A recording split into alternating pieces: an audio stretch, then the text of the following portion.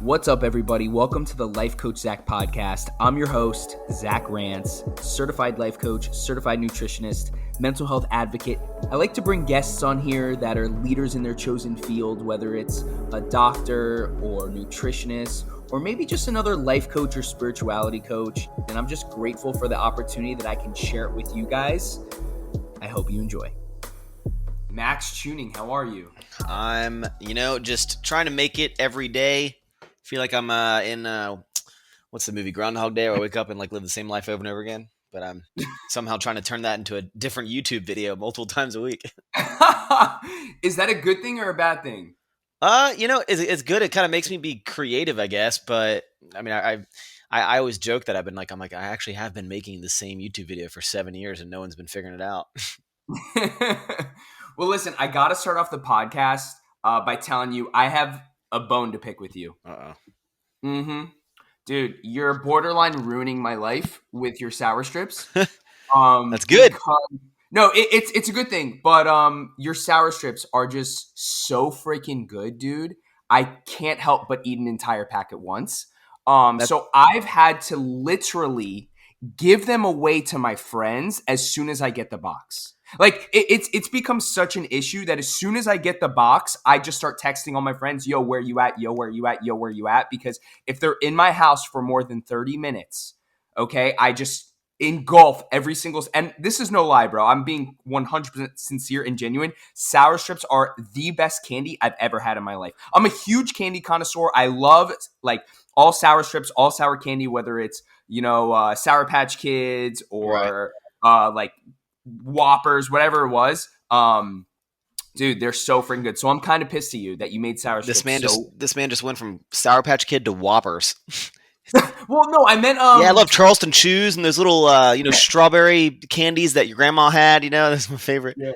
No, I appreciate the kind words, man. The the idea is that the bags are resealable, but 100% of the time I eat the entire bag when I open the bag. The real question is, what's your favorite flavor? My favorite flavor, great question. I'm a very generic mainstream type person, so I love blue raspberry. I love strawberry. What about that mango, dude? I like the green apple. The green apple's really good. The pink lemonade is really, really good. But if I had to choose one flavor for the rest of my life, I think I would probably go with strawberry. Yeah. Do you see? I'm a mango guy, which is wild because it's one of our slower sellers. They all do really, really well, but mango is one of the slower ones. It's the worst of the best, Right. But it's actually my favorite flavor. I love it so much. Dude. But either way, man, I'm glad you like the candy. I'm glad we're expanding out here.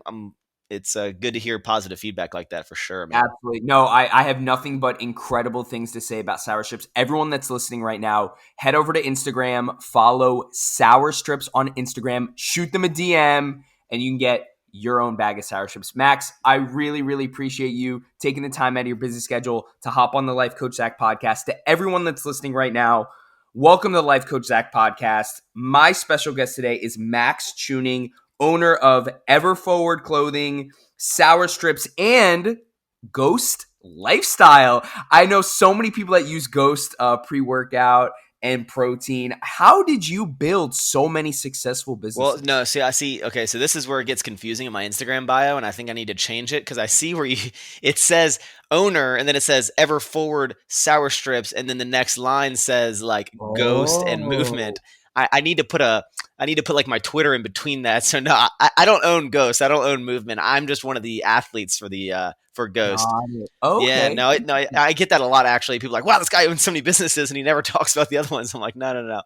But I've been working with Ghost for since day one, since they launched. So the owners, Dan and Ryan, I've been boys with them for a long, long time, many years, and since day one they launched, I've been a part of the brand. So. I don't own it, but I do rep it 24/7. I'm actually drinking while this podcast, so need to chill on drinking, so I don't have to burp in the middle of it. But drinking one of these Ghost energy drinks, this blue raspberry flavor, it's really good. So hell yeah. They do these collabs with sour candy. They have sour. This is a Sour Patch blue raspberry, so it's super cool seeing them really interesting. Well, dude, I mean, you're in incredible shape, bro. I'm looking at your Instagram post from February 18th of you and Dude. Looks like you guys are on the beach in Tulum, and you're freaking shredded, man. Tell us a little bit about your workout routine. So I guess throughout my, I've been working out. It doesn't look like it, but I've been working out for about 10 years. I started when I was like 20, probably 20, right around 20, 21. Never lifted in high school, never lifted in my freshman year of college. And then my roommate convinced me my sophomore year because he was like, hey, I'm kind of fat. You're kind of skinny. Like, there's a gym 200 feet from our townhome. Like, let's go work out. And I was like, all right. I just wanted to eat. I was eating like sour punch straws and drinking full calorie Pepsis like 24/7, just playing Call of Duty. Doing extremely well at Call of Duty, by the way, and started working out and really getting into it. And then the rest is history. But I've always gravitated towards like strength training because I realized that I realized I was stronger than like my buddies that I would lift with. I feel like when you go into the gym, you're always kind of hey, like who can lift more weight, who can PR, blah blah blah blah. And Sure. I would do that with all my friends, and then the deadlift which is just picking up weight off the ground.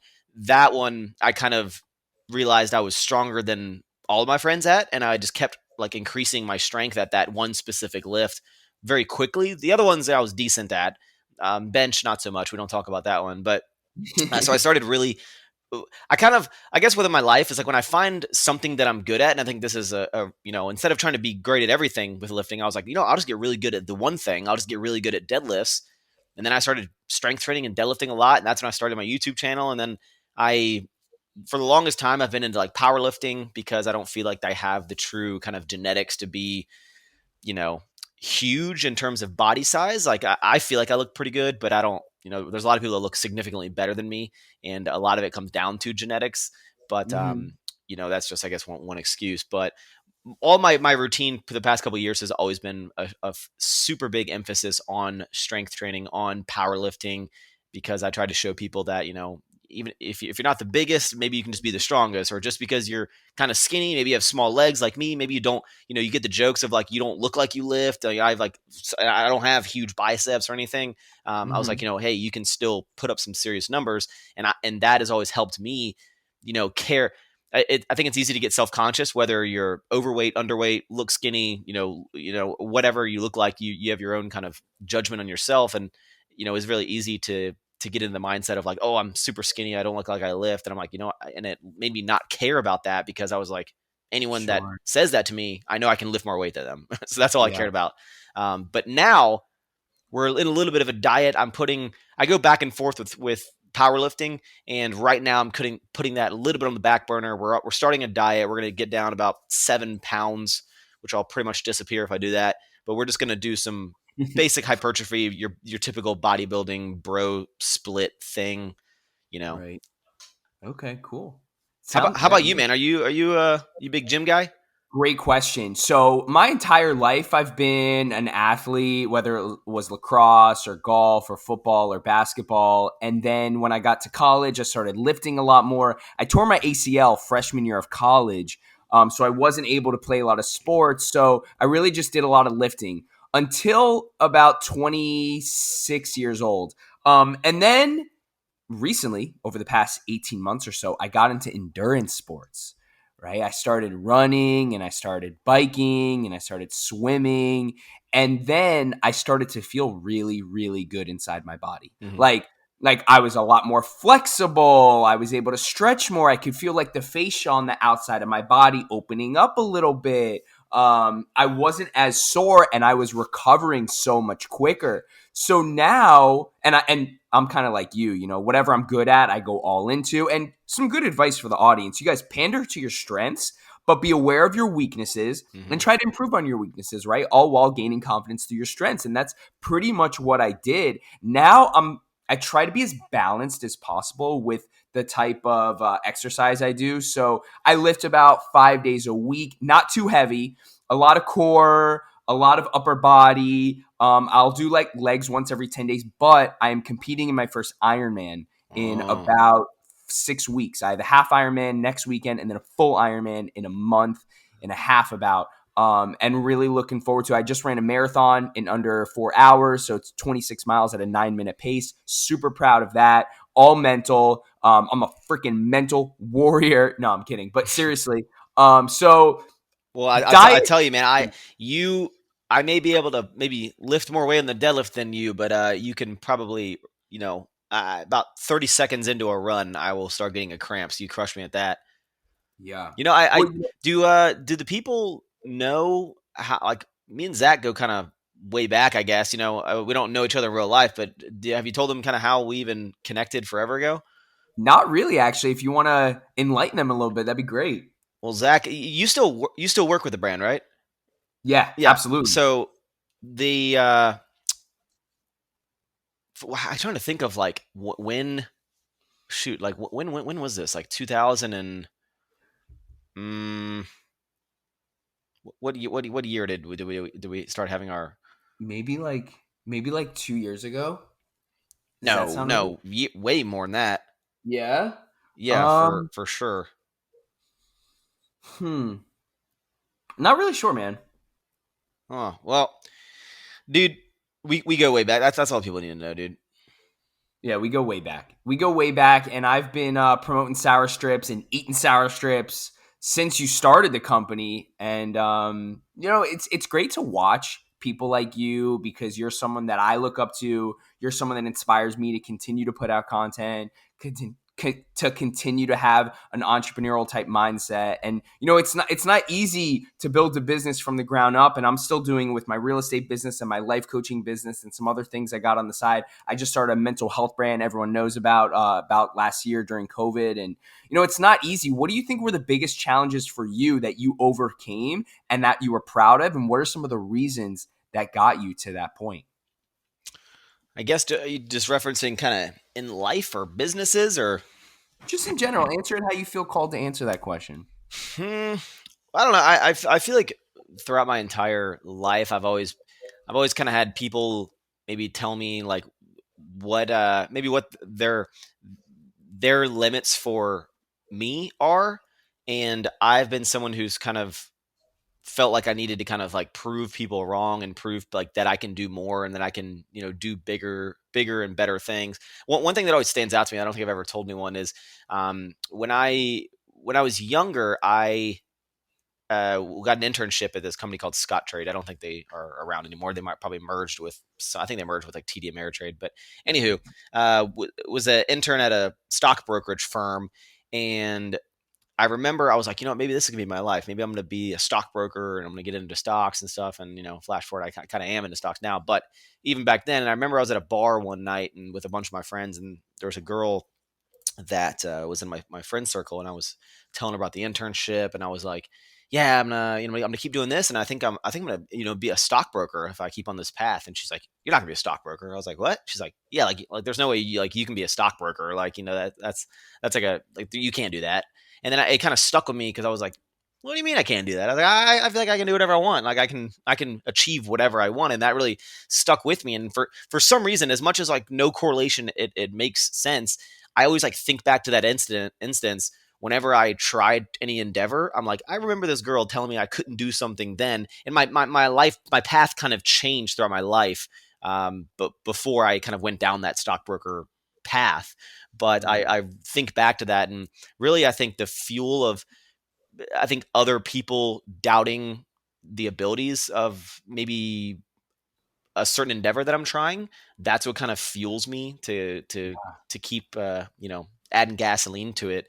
And I think there's been a lot of setbacks that I've had, whether it be you know not achieving what I want in a certain amount of time and getting it's easy to get in kind of your head about the level of success that you think you should be at a certain period of time for how much effort you've put in, or you look at other people that are maybe in a similar industry that it's easy to get, I guess even jealous would be the right word, is you see the success of other people and you maybe look and you compare maybe your work ethic or the amount of work you're putting in compared to someone else who is at a higher level than you, but you're like there's no way they're putting more effort and time and energy into like the thing. And why isn't my endeavor taking off as good as them? Like I'm putting more effort into them. I just don't understand it. And then you get kind of engulfed in comparison. What is the like paralysis by analysis, and you kind of just start analyzing everything, and then you Sure. don't do anything. And I've learned to just zero in on my strengths and zero in on who I am as a person. And there's always going to be someone doing better than you. There's always going to be someone stronger than you, faster than you, making more money than you, better than looking than you. So, you just got to figure out what are you good at and go all in on that. That's it. 100%. So what are some of your best habits, you think? What are some of the habits that you're proud of that have led to your success? Oh God, I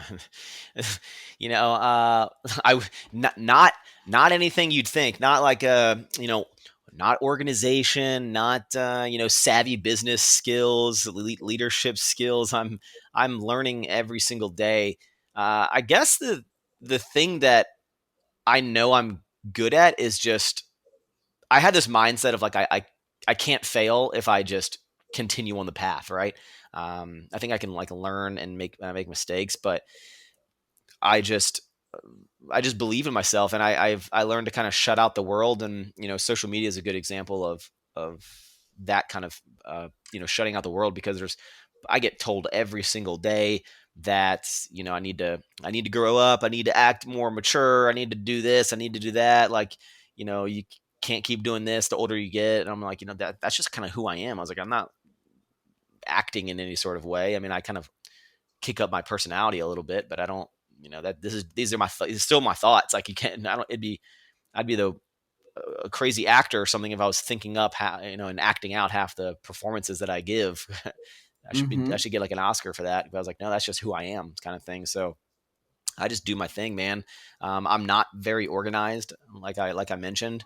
I don't do scheduling well. I don't take notes down. I don't have a calendar. I don't have a like a little. I don't have anything that you would like think that someone that is kind of running brands and businesses that I'm doing. Like I don't have a lot of structure. It's all in my brain. Mm-hmm. Like, and that's it's just how I've worked for the past couple years, and I don't think it's the best way, and I don't like suggest anyone try to do kind of the keep all your thoughts in your brain, don't put anything down kind of way, because I forget and miss a lot of things. But when I try to incorporate even something simple as like schedules. You'd think that with like YouTube ever forward, sour strips, and then all the brands I work with, like you'd think I'd have to schedule everything out and have like, okay, this day I need to do this day I need to focus on that. Let's do a to do list for today. I don't have any of that. I've never done any of that. Wow. I just I wake up and I'm like, okay, like all right, what do I need to do today? And I just think in my brain. Like I feel like I'm one of those Wow. rappers that doesn't write any of their lyrics down. They just go into the booth. Yeah. I'm one of those, and I don't know if it's good or bad, but it's just what I've been doing. Good, man. Well, it's so funny because I am the complete opposite when it comes to that. My to-do lists are so freaking long, and I write See, everything I think that down. would just stress me out. Because then one of my really good friends, Christian, he's huge. At least I don't know if he was, but he was in the past, but he's huge now into these lists of like to do lists, and for all, like daily tasks and stuff like that. And I get the idea, but for me, I this may sound weird. I've never said this out loud, but I feel like a to-do list is like someone telling me what I should do. Like it's like a Mhm. list telling me what to do, and I'm like, I don't want anyone telling me what to do. Like so, Yeah. I with the list, it would stress me out. Like trust me, there's plenty of days I either forget stuff or uh, I miss things. But when I have this list, then I'm stressed out because I'm like, if I don't achieve this daily list, and everyone's like, well, just move it to the next day. I'm like, well, then what's the point of having a list for Monday if you can't Right. achieve everything on a Monday? If you have to Right. move it to Tuesday, then your Tuesday list gets more, stressful. And No, then, that and is a really good point. well, and another thing, and again, I am in no way saying don't make lists, because I think it's a smart thing. It just for me at this point in my life, I just don't. Another thing too is I don't know if it's like I'm ADD or I don't know. I've never gone to the doctor about any of this, but I have like such a distraction that every day, and you can ask Mona, who's my kind of my right hand with my businesses, because we work in the same office, and I sit down. I'm like, okay, I am going to bang out these graphics for a new sour strips like influencer card, and I get about 10 minutes into this. Now, most people be like, okay, I'm going to start this. I'm going to shut off everything else. I'm only going to do this one task. I'm going to complete this task because I know it should take about an hour or whatever, and then I'm going to move on to the next task. Me, I get 10, 20 minutes into something, and then my brain, I immediately am like, oh, I need to do this other thing. And I stop doing what I'm doing and I move on to something else. And then in the middle of that, then I have a conversation with Mona about a completely different business related thing. And that turns into like 4 different topics. And then I don't come back to the to the influencer card I was trying to create until the next day. Like I don't know, man. It's a weird world I live in. And if anyone like broke down my brain, they'd be like, how have you made it this far in life? I'd be like, I don't know. Wow. Organized chaos. That's a good, yeah, that's a good good way to put it. Organized chaos. And if we're going to talk about lists, I do want to just mention one thing. So when I make my lists, I write down all the things I need to do, whether it's send an envelope in the mail, deposit something at the bank, or write up a real estate contract, whether it's high value, mid cap value, or low value, right? And then I just kind of organize it from there. But I also write down every 30 minutes of my day, which that's what I'm saying. I'm on the complete opposite end of the spectrum where literally every 30 minutes of my day is accounted for. Does it stress me out? Yes. But also it buys me a little bit of peace of mind. And what works for you might not work for me. What works for me might not work for you. But at the end of the day, as long as we're consistently moving forward in the right direction, whether we're writing things down or not, that's all that really matters, right? Yeah, and like even see that distresses me out. Even having these like the 30-minute block. I think my brother is this. He's like you. I feel like most people, like especially once you become more successful at that and you kind of get older and you have more responsibilities on your plate, like it makes sense to do all that.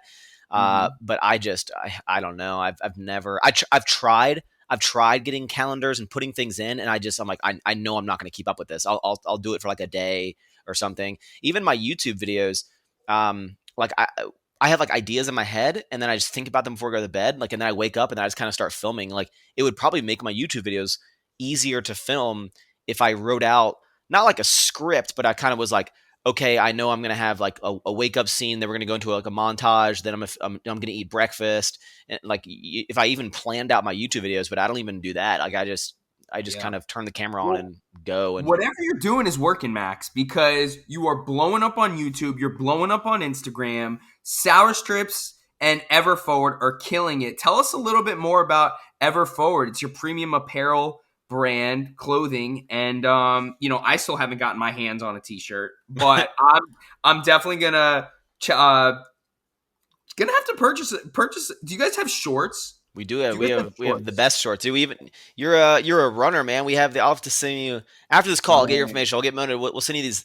We have these like 6-inch athletic shorts. They have a built-in liner for them. They're super lightweight. I'm not gonna give you the whole spiel, but they'd be perfect for running for you. Amazing. But yeah, so Everforward it's based off of a mantra that goes, the mantra of just Everforward goes way back in the military. And my dad, who passed in 2015, that was kind of his phrase that he picked up from the military, and he kind of instilled it into our family's kind of core values as to kind of just kind of constantly moving forward, literally what it says. And it's just been something that's kind of instilled in our family for a long time, along with a lot of other people that probably, have heard the phrase as well.